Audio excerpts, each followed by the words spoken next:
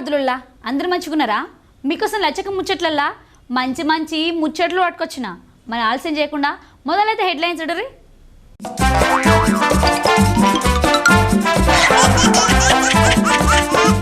మన తెలంగాణ కీర్తి కిరీటం సింగరేణి.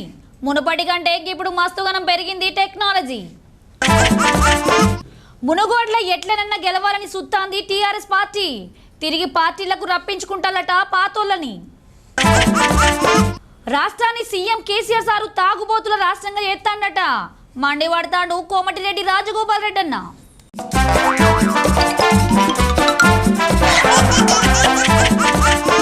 మన ఉత్తర తెలంగాణ నేలల జీవరేఖ మన సింగరేణి. భూమి పొరల్లో మాగాని గి నల్ల బంగారం.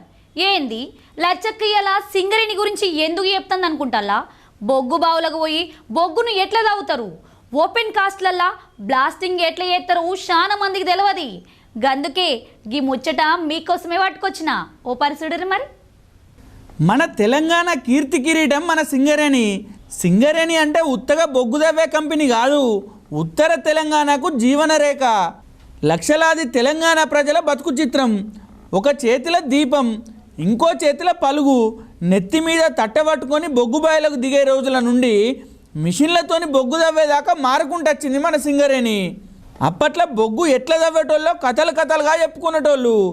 అయితే మునుపటి కంటే పోల్చుకుంటే సింగరేణిలో టెక్నాలజీ మస్తుగానం పెరిగిపోయింది. కార్మికుల శ్రమకు కొద్దిగంత ఉపశమనం కలిగినట్టయింది.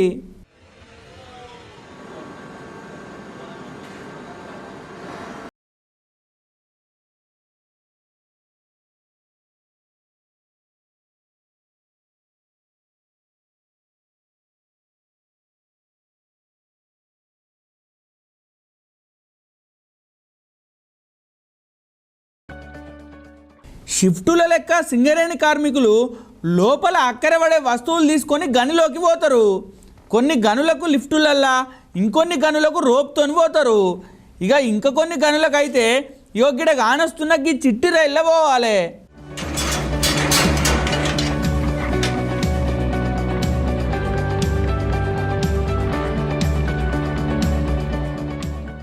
బ్లాస్టింగ్ చేసేటోళ్ళ దగ్గర నుంచి మొదలు పెడితే లోపల మిషన్లను నడిపే కార్మికుల దాకా వేరే అనుబంధ పనులు చేసే కార్మికులు ఉంటారు. మామూలుగా బొగ్గు దవ్వే కంటే ముందు బ్లాస్టింగ్ చేస్తారు. అండర్ గ్రౌండ్లో బ్లాస్టింగ్ చాలా జాగ్రత్తగా చేయాలన్నట. బ్లాస్టింగ్ ఎట్లా చేయాలనో అన్న మాటలనే ఎనుల్లి. ఇది మామూలుగా కోల్లాగానే ఉంటే ఏమవుతుందంటే ఆక్సిడేషన్ ఎక్కువ అవుతుంది.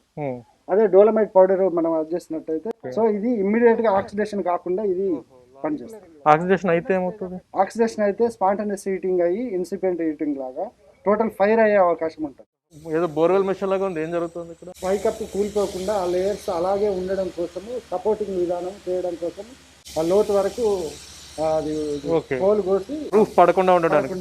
ఇప్పుడు ఆల్రెడీ ఇది ఇక్కడ ఉన్నాయి కదా, మళ్ళీ కొత్తగా ఎందుకు చేస్తున్నారు? ఎందుకంటే ఇది పాతగా వేసినప్పుడు చాలా సంవత్సరాల కింద నడిచిన గులాయి కాబట్టి మళ్ళీ ఇప్పుడు అది డెవలప్మెంట్ అప్ చేస్తుంది.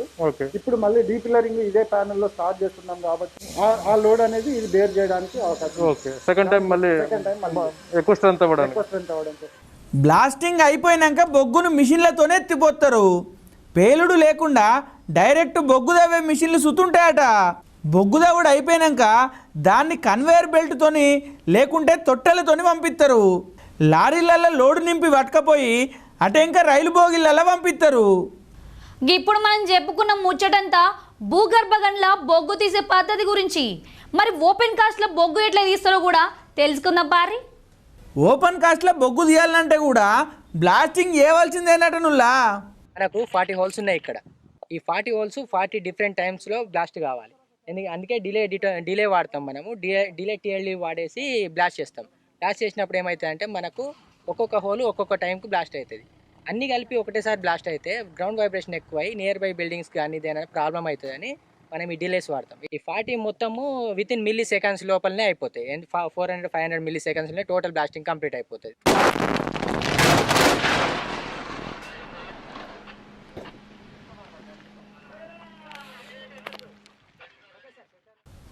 అసలు ఓపెన్ కాస్ట్ లా బొగ్గు తీసే పద్ధతి ఎట్లుంటదో ఈ సార్ను వివరంగా అడిగి అరుచుకుందాం. చెప్పులి సారు, ఓపెన్ కాస్ట్ మైనింగ్ ఎట్లుంటదో? సింగరేణిలో ఓపెన్ కాస్ట్ అతిపెద్ద ఓపెన్ కాస్ట్. ఇది సుమారుగా ఒక 11% అవుట్పుట్ సింగరేణి అవుట్పుట్ని ఇక్కడ నుంచే ప్రొడ్యూస్ చేయడం. 11% అంటే మొత్తం కంపెనీ ఇచ్చే బొగ్గులో 11% ఎక్కడి నుంచి? ఎంత ఉంటుంది సార్ సైజ్ ఇది? సైజు సుమారుగా ఒక 8 కిలోమీటర్ లెంగ్త్, డిప్ సైడ్ వచ్చేసరికి 1.5 కిలోమీటర్స్ ఉంటుంది. బొగ్గు గనిలోకి వెళ్ళి తవ్వడానికి ఓపెన్ కాస్ట్కి నడుమ తేడా ఏంటిదంటే ఏం చెప్తారు సారు? బొగ్గు గనిలోకి వెళ్ళి తవ్వే దాంట్లో ఏంటంటే మనం అతి తక్కువ, అంటే తక్కువ పర్సంటేజ్ అవైలబుల్ రిజర్వ్స్లో తక్కువ పర్సంటేజ్ తీసుకోగలం. దాంట్లో సేఫ్టీ రిస్క్స్ కూడా చాలా ఉంటాయి. ప్లస్ దానికి ఒక పర్టికులర్ ప్రాసెస్, ఒక పర్టికులర్ మెథడ్లోనే వెళ్ళాల్సి వస్తుంది. అది కొంచెం హైలీ కాస్ట్ ఇన్వెస్ట్మెంట్, అంటే మనం రిటర్న్స్ చాలా తక్కువ ఉంటాయి అక్కడ అండర్గ్రౌండ్ మైన్స్ అయితే. అదే ఓపెన్ కాస్ట్ అయినట్టయితే ఒకేసారి మనం మ్యాక్సిమం కోల్ అవైలబిలిటీ మొత్తం కూడా టోటల్గా ఏమాత్రం కూడా ఇడిచిపెట్టకుండా మొత్తం తీసుకోవడానికి ఆస్కారం ఉంటుంది. అసలు ఓపెన్ కాస్ట్ లో బొగ్గు ఉన్నదని ఎరుకోవడానికి ఎలాంటి పద్ధతి ఉంటుంది సారు? డ్రిల్లింగ్, టోటల్గా ప్రాస్పెక్టింగ్ చేస్తామంట. అన్ని డ్రిల్స్ వేసేసి కోర్ అంతా మనం ఎక్స్ట్రాక్ట్ చేసి ఎంత డెప్త్లో ఏ కోల్ సీమ్స్ ఉన్నాయి, దాని క్వాలిటీ ఏంటి, ఇవన్నీ కూడా ముందు మనకి ప్రాస్పెక్టింగ్ డిపార్ట్మెంట్, మన జియాలజిస్టులు అంతా కూడా ఆ డేటా అంతా కలెక్షన్ చేసుకొని దీన్ని ఏ విధంగా మనం మైండ్ డెవలప్మెంట్ చేయవచ్చు, ఏ విధంగా ఎంటర్ కావచ్చు, ప్లస్ బెంచెస్ హైట్ ఎంత, ఇవన్నీ కూడా మాకు ప్రాజెక్ట్ ప్లానింగ్ డిపార్ట్మెంట్ వాళ్ళు దాని గురించి ప్లానింగ్ చేయడం జరుగుతుంది.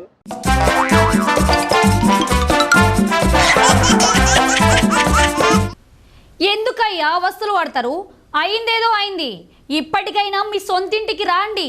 హాయిగా కారులో కాలు మీద కాలేసుకొని కూసోళ్ళి. ఆగు, లచ్చక్క ఏం ముచ్చడి చెప్తాంది? ఎవరిని రావాలని పిలుస్తుందని పరేషాన్ కాకుల్లి. గిట్లా పార్టీ ఇడిచిపెట్టి వేరే పార్టీలకు పోయిన పాత టీఆర్ఎస్ లీడర్లను గులాబీ పార్టీ లీడర్లు సొంతింటికి రమ్మని పిలుస్తుందట. మునుగోడ్ల ఎట్లనన్నా గెలవాలని చూస్తున్న టీఆర్ఎస్ పార్టీ మునుపట్ల పార్టీని ఇడిచిపెట్టి బయటికి పోయిన వాళ్ళను మళ్ళా పార్టీలకు వాపసు తీసుకునే పనిలో పడ్డారట టీఆర్ఎస్ పార్టీ. రాండి బాబు రండి, కార్లనే కదా కులాస ఉండేదని పాతోళ్లను మళ్ళీ పార్టీలకు తీసుకుంటారు. ఇప్పుడు అసలే టీఆర్ఎస్ పార్టీని కేసీఆర్ సారు బీఆర్ఎస్ పేరు మీద జాతీయ పార్టీ వేసిండు. గీ సీటు గెలవాలనే పట్టు మీద ఉన్నది టీఆర్ఎస్ పార్టీ. గాడ గెలవడానికి అన్ని ఉపాయాలు చేస్తుంది. ఇప్పటికే అన్ని పార్టీల లీడర్లు నామినేషన్లు చేసిళ్ళు. పార్టీల నడుమ మాటల యుద్ధమే నడుస్తుంది. ఒక పార్టీని మించి ఇంకో పార్టీ బస్తీ మేసేవాలంటున్నాయి. అయితే మునుగోడ్ల ఎట్లనన్నా గెలిచే కారు పార్టీకి తెలంగాణలో తిరుగులేదని నిరూపించుకోవాలంటారట గులాబీ లీడర్లు. గందుకే మంత్రులను ఎమ్మెల్యేలను మునుగోడు ప్రచారానికి తోలింది టీఆర్ఎస్ పార్టీ. వేరే పార్టీల నుంచి వచ్చిన ఆఫర్ల కోసం టీఆర్ఎస్ పార్టీని వీడినోళ్లను మళ్ళీ తిరిగి పార్టీలకు చేర్చుకునే పనిలో పడ్డది. సర్పంచ్లతోని మొదలు పెడితే జడ్పీటీసీల దాకా అందరితోని రాయబారాలు పంపుతుంది. పార్టీని వీడిపోయిన లీడర్లు మళ్ళీ టీఆర్ఎస్ పార్టీలకు చేరుతారట. చూడాలి మరి మునుగోడ్ల జనాల తీర్పు ఎట్లుంటుందో.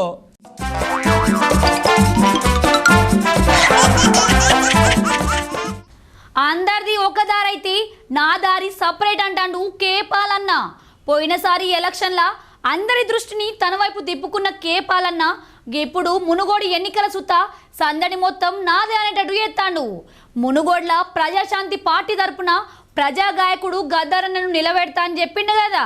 అయితే కొన్ని రోజులు గద్దరన్నను భయపెట్టించిల్లు. గందుకే అన్నకు బదులు తమ్ముడిగా నేనే పోటీ చేస్తానని ప్రకటించిండు. ఎందుకు? అంబేద్కర్ గారి తర్వాత అంబేద్కర్ గారు గద్దర్ గారు. ఆ గద్దరన్నకి మీరు నరకం చూపిస్తారా? మెంటల్ టార్చర్ ఇస్తారా? కిడ్నాప్ చేస్తారా? ఎత్తుకెళ్ళిపోతారా? ప్రెషర్ పెడతారా? అడుగడుక్కి ఆపుతారా? ఆయన అన్నారు ఈరోజు, అన్నా నా హృదయం మీతో ఉంది, నా మనసు మీతో ఉంది, నేను మీ పార్టీ, మన పార్టీ. అందరికీ చెప్పండి, నా 5 పాటలు చాలు ఈ మునుగోడు ఎలక్షన్లో గెలిపించడానికి మిమ్మల్ని. ప్రతి బీసీ, ప్రతి ఎస్సీ, ప్రతి ఎస్టీ, దళితుడు, బడుగు బలహీన వర్గాలారా ఈ ఒక్కసారి ఏకము కండి.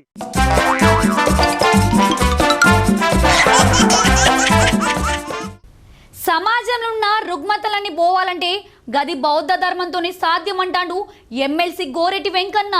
బుద్ధ భవన్ల ధర్మదీక్ష ఉత్సవాలను గోరెటి వెంకన్న షురు చేసిండుల్లా. ఈ దీక్ష కోసం లుంబిని, గయా అట్లా పోవాల్సిన అవసరం లేకుండా ఇక్కడ ఒక దివ్య ఆరామం వెలిసింది. అంటే ద్రాక్షారామం, ఆరామాలన్నీ కూడా బౌద్ధారామాలే మార్చినాయి. భూమి పైన నారాయణ ఏదైనా రూపం, ఒక దైవ స్వరూపం అంటే బుద్ధుడు మాత్రమే, బుద్ధ భగవానుడు మాత్రమే.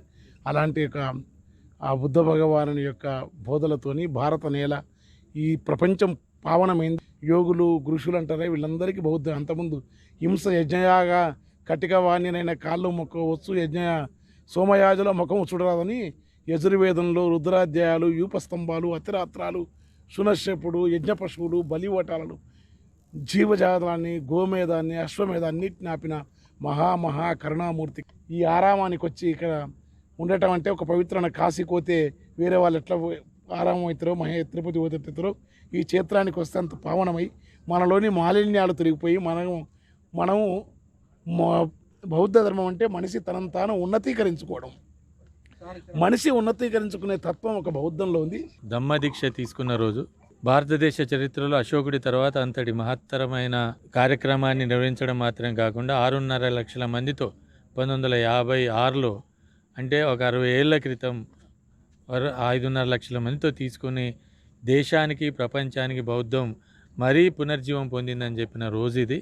అందువల్లనే బుద్ధవనంలో ప్రతి సంవత్సరం ఇటువంటి కార్యక్రమాన్ని నిర్వహించి ఆయన దీక్షా దివస్ని ప్రజల్లోకి తీసుకెళ్లడానికి ఈ కార్యక్రమం నిర్వహించడం జరుగుతున్నది.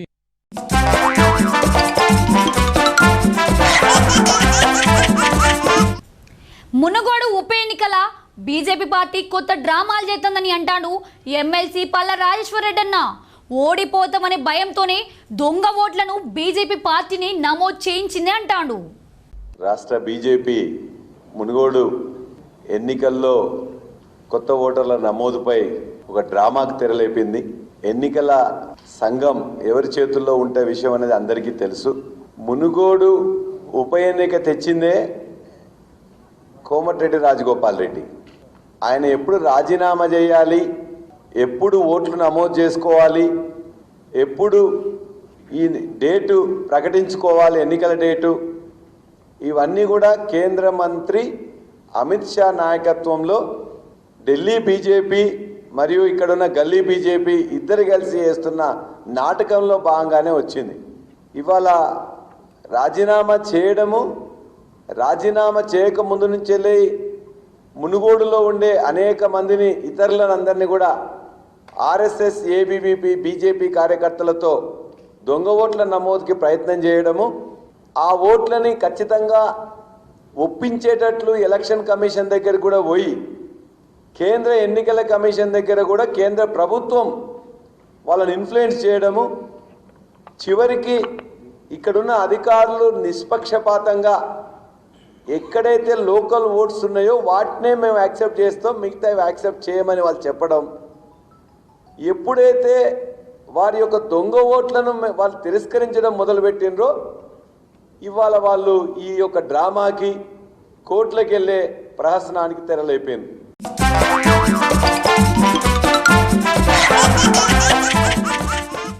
సీఎం కేసీఆర్ తెలంగాణను తాగుబోతుల రాష్ట్రంగా చేస్తానని, అసలు మనం కోరుకున్నది తెలంగాణ ప్రశ్నిస్తాడు కోమటిరెడ్డి రాజగోపాల్ రెడ్డి అన్న.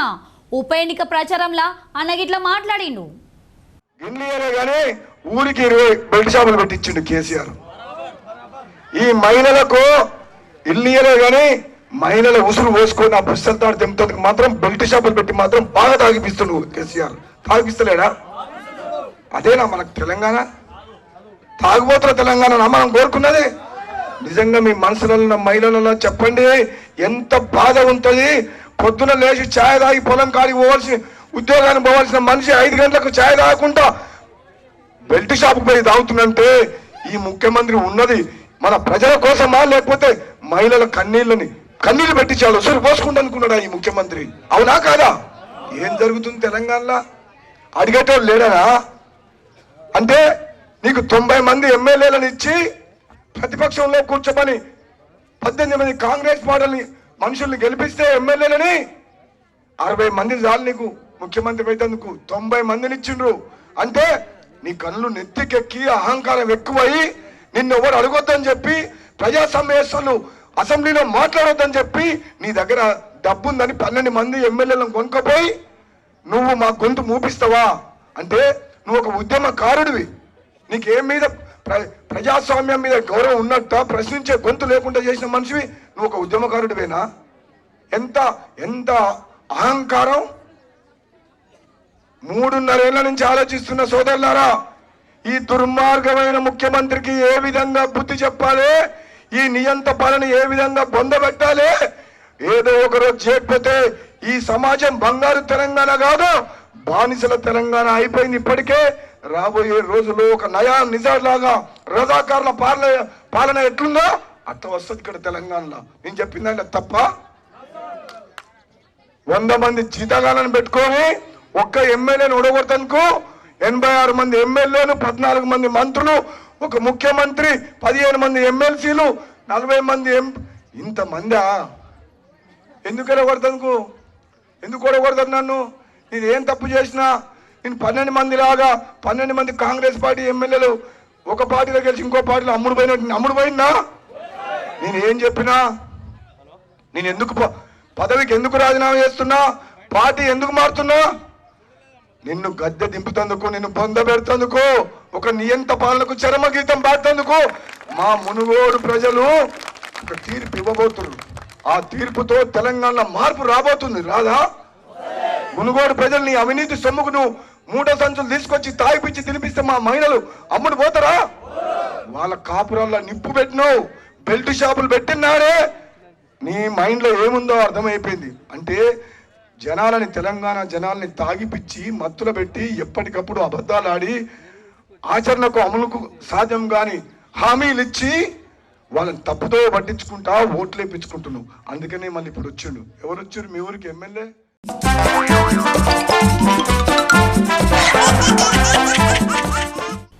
కామారెడ్డి జిల్లాల రైతన్నలు రోడ్లెక్కిళ్ళు. నకిలీ విత్తనాలతోని పంట నష్టపోయినమని చెప్పి ధర్నా చేసిళ్ళు. 80 ఎకరాల దాకా వరి పంట నష్టపోయిలట రైతులు. నష్టపోయిన పంటకు నష్టపరిహారం ఇవ్వాలని డిమాండ్ చేస్తాళ్ళుల్లా. ల్యాండ్కు ఇక్కడ రైతులము సేకరించడం జరిగింది. ముద్ర అని సీడ్స్కు సేకరించడం జరిగింది. అవి వేసినాము. వేస్తే మాకు పంట రాలేదు, ప్లస్ మాకు వరి పొట్టకు కూడా రాలేదు. దానివల్ల నష్టపోవడం జరిగింది. మేము ఇంచుమించు 60 ఎకరాల భూమి నష్టపోవడం జరిగింది.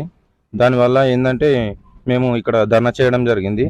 బీపేర్ నుంచి పిఎస్ వాళ్ళు వచ్చి ధర్నా చేయడం చూసి వాళ్ళు అడ్డుకొని మీకు ఏదైనా రుణమాఫీ లెక్క కానీ లేకపోతే ఇన్సూరెన్స్ కానీ ఇప్పిస్తామని ఏమన్నా కాగితాలు రాసుకపోతామని చెప్పారు. ఇప్పటివరకు అయితే ఏదీ లేదు, ఎవరు రాలేరు కూడా. పై అధికారులు కూడా ఇంత రైతులకు నష్టం జరిగినా కానీ ఎక్కడ కూడా ఎవరు స్పందించలేరు. ఏ గవర్నమెంట్ వాళ్ళు కూడా ఇంత నష్టం జరిగిందని 60 ఎకరాలకు పైచీలకు జరిగినా కానీ ఎవరు వచ్చి ఇక్కడ మమ్మల్ని అడగలేరు. తగిన న్యాయం జరిపించాలని జిల్లా కలెక్టర్ గారిని కోరుచున్నాము.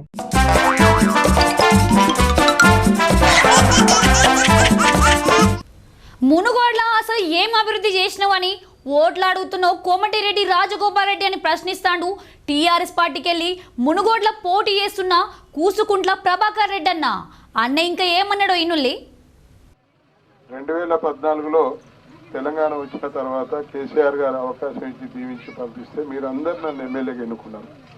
ఎమ్మెల్యేగా ఎన్నుకున్న తర్వాత ఈ గ్రామానికి ఎన్ని పర్యాయాలు వచ్చినో, ఈ తండాకి ఎన్ని పర్యాయాలు వచ్చినో మీ అందరికీ తెలుసు. ఈ తండా సమస్యలన్నిటి కూడా కేసీఆర్ గారితో మన జిల్లా మంత్రి గారి దృష్టికి తీసుకొచ్చి ఈ తండాలలో రోడ్ల సౌకర్యం కానివ్వండి, అదేవిధంగా చిన్న తండాలను ప్రతి గ్రామ పంచాయతీలు ఏర్పరచడం కానివ్వండి, ఇదంతా చేసినాం. రోడ్ల నిర్మాణం జరిగింది. ఇలా ప్రాజెక్టు నీళ్లు కావాలి. గోసుగుండు కాడ 1 TMC నీళ్ల కొరకు నేను సర్వే చేయించి నిధులు కూడా శాంక్షన్ చేయించాను. ఆ గ్రావిటీ తోటి మన తండాలన్నీ ప్రతి ఎకరాకు నీళ్ళు వచ్చే విధంగా నేను ఆ కార్యక్రమాన్ని తీసుకున్నాను. 2018లో నేను ఎమ్మెల్యేగా ఓడిపోయినాను. అయినా మీ మధ్యలోనే కలిసి మీ సంక్షేమ కార్యక్రమాలు ప్రభుత్వం అందిస్తున్నవి మీ మధ్యకు తీసుకొచ్చి మీకు అందజేయడం జరిగింది. ఎన్నో సీఎం రిలీఫ్ ఫండ్ చెక్కులు కానీ, LOC చెక్కులు కానీ అందరికీ అందజేసినాను. కళ్యాణ లక్ష్మి చెక్కులు కూడా మంత్రి గారిని తీసుకొచ్చి ఆ ఎమ్మెల్యే గారు అందజేయకపోవటం వల్ల కనీసం చెక్కులు కూడా అందజేయని ఎమ్మెల్యే, అప్పుడు గెలిచిన ఎమ్మెల్యే కనీసం ఒక్కసారి కూడా ఈ పొలగడ్డ తండకు రాలేదు. ప్రజల పరిస్థితులను గమనించలేదు. అయినా మళ్ళీ ఈసారి మళ్ళీ గెలిపియమని చెప్తా ఉన్నారు. గెలిపించి 3.5 సంవత్సరాలకు ఒక్కసారి కూడా రాని ఎమ్మెల్యేను మళ్ళీ ఎట్లా గెలిపిస్తారు, మళ్ళీ ఎట్లా ఓట్లేస్తారు అనేది మీరు ఆలోచించుకోవాలి. మీ మధ్యన ఉండే వ్యక్తిగా, మీ సమస్యలకు ఎప్పుడు అందుబాటులో ఉండే వ్యక్తిగా మరొకసారి అవకాశం ఇచ్చి దీవిస్తే.